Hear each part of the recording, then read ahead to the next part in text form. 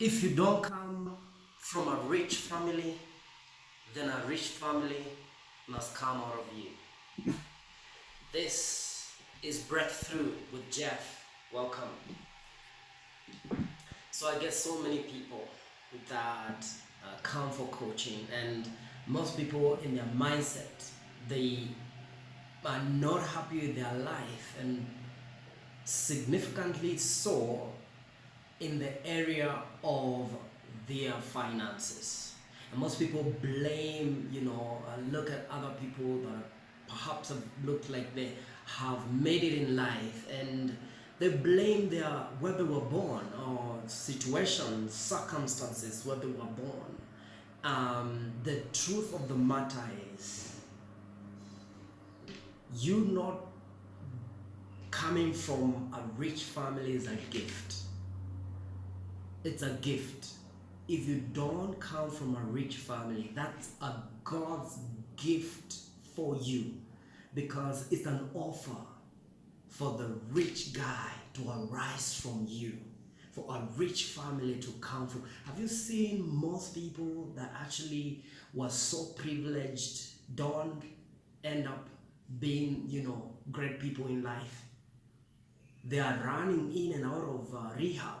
People that come from prominent, family, rich family history of wealthy people. Why? Because they've not grown. They've not grown themselves. They are not developed. They are not mature. They were given, everything was offered to them. There's something that, coming from a challenged background, there's something you get that you can never get from any school. You know that no matter where you go, no matter how high you rise, that you've been cut from the soil. You've been cut from struggle. And that gives you an opportunity. And that's the kind of person I'd like to speak to. Someone that feels, yeah, I come from a challenging background, but this does not have to be the destiny of my children. It does not have to be, I don't have to die struggling. I was born in a struggling environment. I don't have to die struggling. This is the year for your change. This is the year for your change. I want you to type down there. And if you've not, clicked on the bell notification, please click so that you don't miss any of this video. We are covering through over 60 video series, so please don't miss any of this. I totally believe you are here for purposes of enjoying life. And if you're not happy, if you're not enjoying life, if you don't have the life of your dreams, then what else is there? What else is there? Life is not worth living, in regrets and wishes and wishing, it was different. Life is about cutting out a path for yourself, cutting out a path of destiny for yourself, no matter where you came from. And so, like I was saying, there's an advantage for you if you come from a poor background, because that's an offer you're given. But when you don't know what to do, then you don't know what to do. You become another ordinary citizen and add into the, numbers of people that were nobodies in your family. May that not be your destiny. May that not be your destiny. But that's a good wish. Wishes hold no water unless you take action. What action do I, ask of you to take if you want to break out from that curse of poverty and break out and let it be? This is let your name be mentioned among wealthy people. Do you know what money does? Money has no power, but it empowers you to make, choices, gives you choices. Wealth has no power, but wealth helps and enables you to make powerful choices. Like you can choose where you want to live, you can choose the car that you want to drive, you can choose where to hang out. But there are some of us, that choice has been made by money. There are places we can't live, there are people we can't hang out with, there are countries we can't travel to, not because we didn't want, no, because money has made that decision for us, or we have unconsciously made that decision on money. I'll be talking about relationship with money later, but today I want to guide you through an exercise that we did yesterday with my coaches in the class that can help you begin to rewrite your story. How does that sound like? Good, right? Yeah.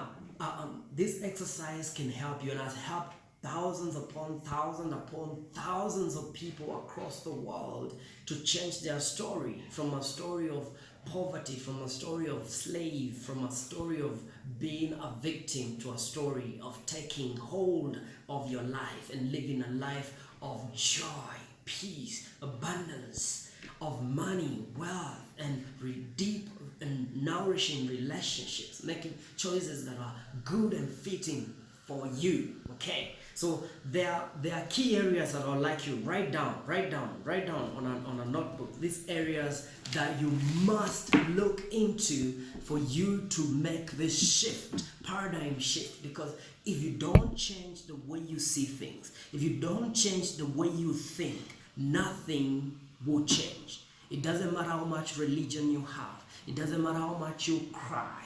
This is not about crying to God. This is about obedience. Obedience to the God within you. That is the shift. So if you've been going to Kesha's so you can get rich, stop it. Come for a free session. I'll help you. If you've been looking, that's not the way, that's a false way of seeking to bend the hand of God.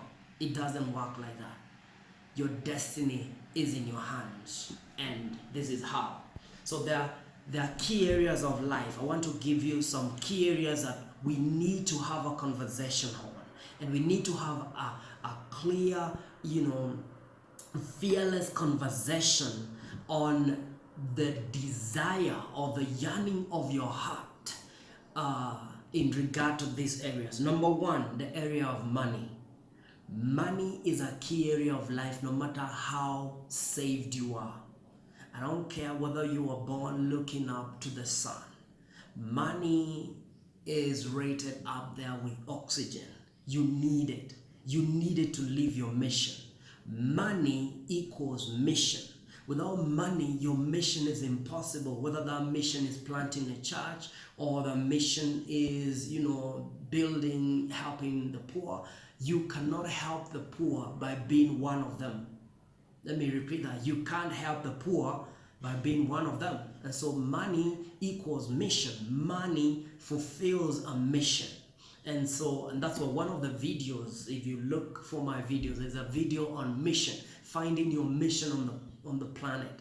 Now, if you don't know your mission, money will not be your thing, and money will be useless to you, and money will go back to where it came from, because money is attracted to mission. Do you hear me? It's attracted to mission. So money is the first place. We need to have a clear vision for your money, and begin to feel good about money. If you have these negative vibes about money, when money is mentioned, then let me tell you, you are repelling money out of. It doesn't matter which opportunities you get, they will go away. They will not be profitable. And I know people that have gotten rich, great opportunities, but then money seems like it's running away from them. So it's also about mind shift. It's a mind shift from that of scarcity to that of abundance. You begin to invite money. And if you follow me, I'll guide you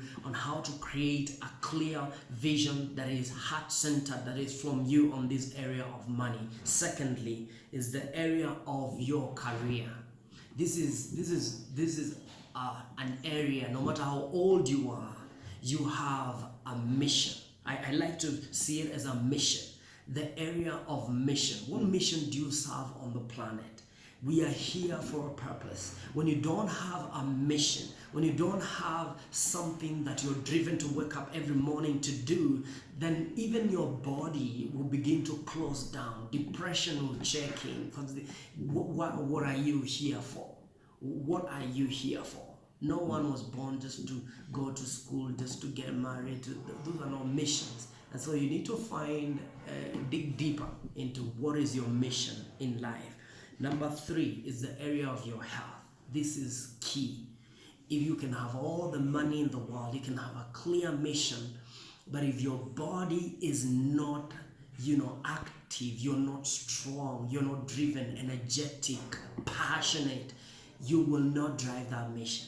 You will not fulfill, you will not even enjoy the money that you make. And some of us are not smart enough. We follow the mission of looking for money and then spend the rest of our life looking for health, which is not smart. I don't find that smart. I mean, you need a balance. You need, as much as you have a mission, you're getting money, you need, to look into the area of your health. Some of us are spending so much money, resources, even going to fundraising for your health, because one thing, your health is in your hands. Don't delegate that to anyone. Don't delegate your health to anyone. So we have a vision for your health. How do you like to wake up every day feeling?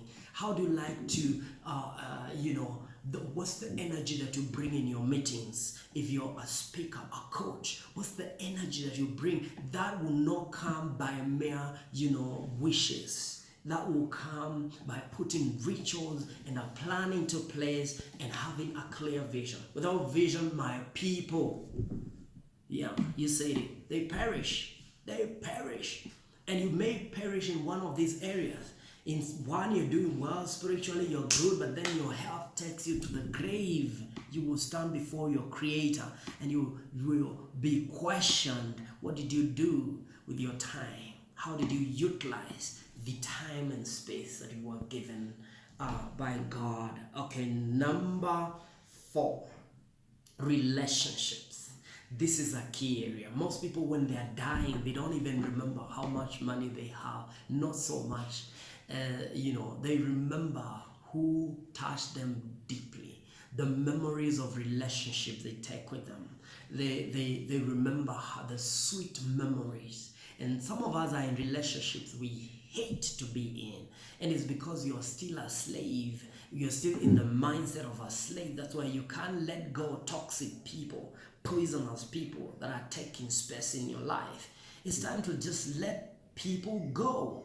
And that's serving them. That's serving them in a big way. When you let people go, then you're serving them. You are in service to humanity. But when you just hang around people because you are as lonely as hell, then you know that you're not serving the bigger good of the planet. Some people need to go. Toxic people need to let go. Or maybe you are toxic to some people and you need to release them. You need to let people go. If it's not working, it's not working. Don't force it. That in itself is toxic. It's poisonous. It's moldy. Let it go. But also create a vision of the kind of relationship you like to wake up to. Who would you like to wake up next to? Who would you like to wake up next to? Write it down. Bible says write your vision down, make it clear. So if someone wants to run with it, they know this is where this person is going. Make your vision for your relationships clear so that the wrong relationships have no place in your life. And when you don't know what you want in this area, you just see everyone the wrong guys just want to get attached to you because you are the wrong person. But with a vision, you make clarity, you're clear. You make clear what you really want. The person you want to wake up with, the people you want to spend time with, how rich, how deep, how open, how authentic. That's the vision. I want you to create it, to write it down. By the end of this series, I want you to have at least 8 pages of a clear vision, something that that is part of you, something that you know you will be proud of yourself at the end of your life. The kind of relationships you had were deep and nourishing. They were free and authentic. You are expressing yourself. You felt supported, and you supported. It was a mutual exchange. It's not a kind of parasitic kind of relationship. Okay, next is emotional life. Now this is key area. If you're looking at your emotions, what are the common most emotions that you experience in a week, in a span of 7 days? Do you experience more joy or peace? Do you experience more frustrations or kindness, joy and all that? What kind of relationship, what kind of emotions do you experience in a span of 7 days?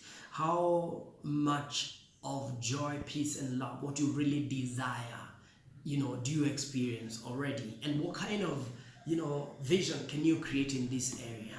And so this is how you may write a vision. I wake up every day feeling alive and motivated. My body just feels so energized to focus on what my soul yearns for, to change lives. I feel so encouraged, motivated, inspired. I feel so energized. I feel alive. Every cell of my body breathes into my mission. That's the kind of languaging you put in a mission. At the end of this training with you, working with you, I want you to come out with a clear mission, a clear purpose, a clear vision statement, a clear vision. 8 to 10 pages of a vision. This is something you can live out. This is something you can live for. This is something you can be proud to live your life for. Number 7. This is 1, 2, 3, 4, 5, 6. Number 6, intellectual life. Intellectual life. Now, this is an important area of life if you are an influencer. If you are a leader, a coach, a mentor to someone, you're leading someone, then you have to keep on raising the standard of your thinking, your intellectual life, the way you think, the way you look at things, the questions you ask about life. That must be elevated and must shift every other day. And how do you do that? So your vision in your intellectual life could be something like reading 10 pages of a book, 5 pages of a book every day, a book that challenges you, a book in a specific area of life where you want to be intellectually challenged, intellectually sparked. And so if you're not doing it, it will not work through miracle or laying of hands. No, you have to pursue it with your life. You have to grow yourself. For your life to change, your mindset has to change. The way you think has to change. The way you see things, the way you see life, the way you define life cannot be defined by your society, your religion, your church. It cannot be defined by anyone else but you. And if it's defined by someone else, then you have not taken hold of your life. The next area, number 7, is the area of spirituality. And this is a key area. Every human being is a body, is mind, is soul. But in the core definition of who you are, you're actually a spiritual being that is living in this physical body. So you're not this body, you're not this muscles and flesh and blood. You are the soul. You are the soul inside of you. That's why even when you leave this body, you're still there. You will never die. Do you know that? You will never die. You never die because the soul doesn't die.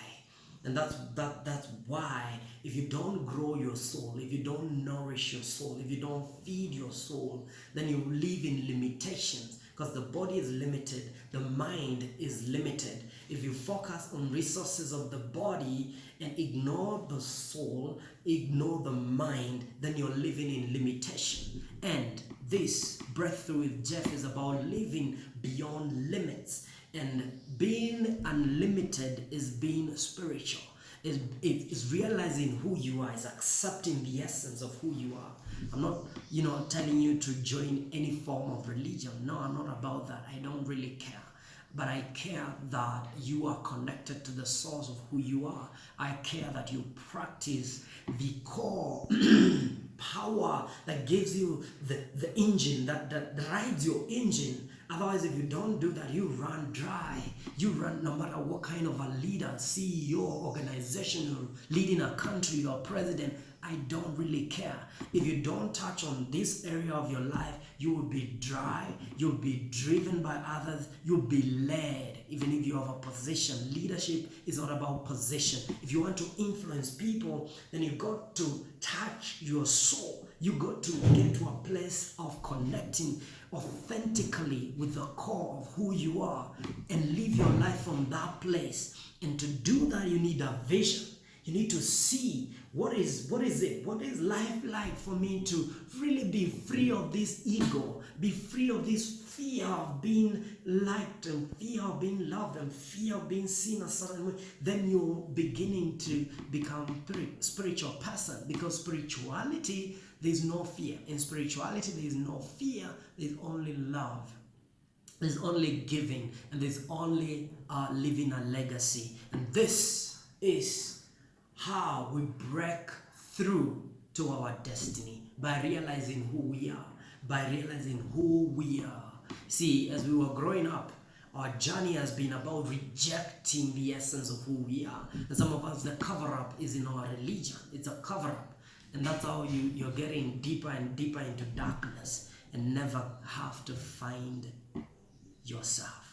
Now, there are people that have found the reality of who they are, and they're in different religions. I'm not saying this is only for a specific religion. There's different religions, but you found yourself. You realize the awareness of who you are. So I know, I subscribe to Christianity. I'm a Christian, but that's not who I am. I'm not really a Christian. I'm a spiritual being, and there are others from other religions that are connected in that level. And there are many Christians that don't even know what it is to be spiritual. They're just religious people, and religious people are sick people. Sick people. They can take you rounds and rounds and rounds. It's because they are hiding and they are afraid. They're afraid of being challenged. They're afraid of the truth. But Jesus said only the truth can set you free. Only the truth can set you free. Now, number 8 is an area we call legacy. Legacy. What legacy are you living? And so in these areas of life, what we do in coaching is to guide you to create a vision, something that is heartfelt. Because a vision can come from your head. I'm telling you, it will be a dry, dead vision. Very soon it will be gone. When a vision is coming from your heart, from the core of who you are relentless. Even when people tell you you'll not make it, you know from a deep place. You will get the resources you need, you'll get the connections you need, you will get everything you need, because all that you need is within you. And that's power. Power is when you realize that all these things can come from within you. When our schools did not help, our education did not help in helping us to really create a life of wealth, health, abundance, and all that.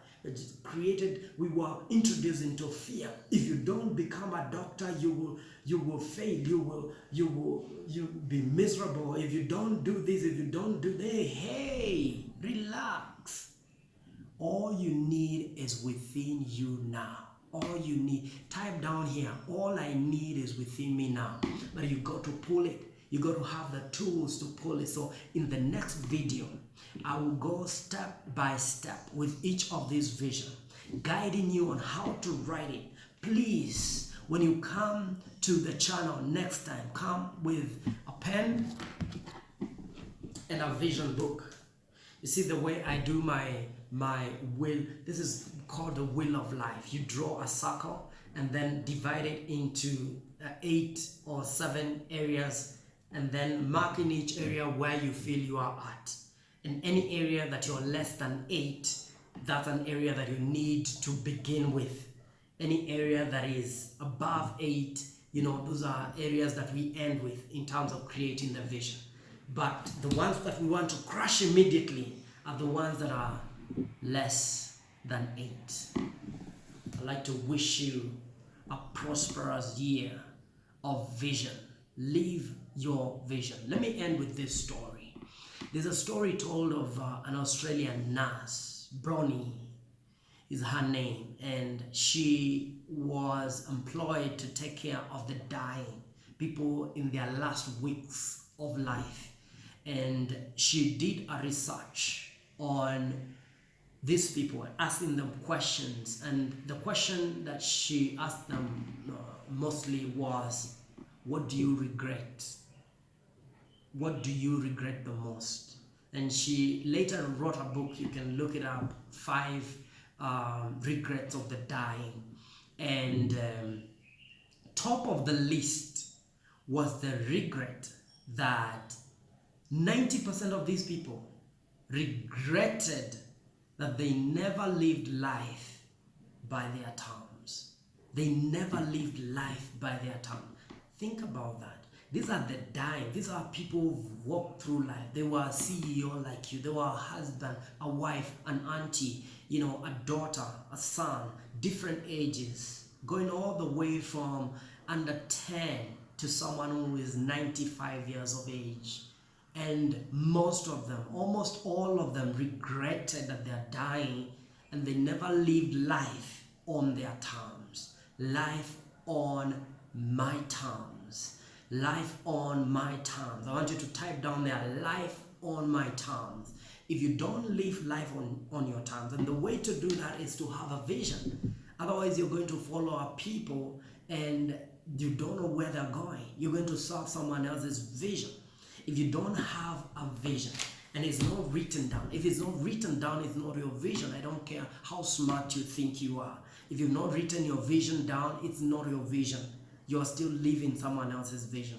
You're still living your parents' vision. You're still living your neighbor's vision.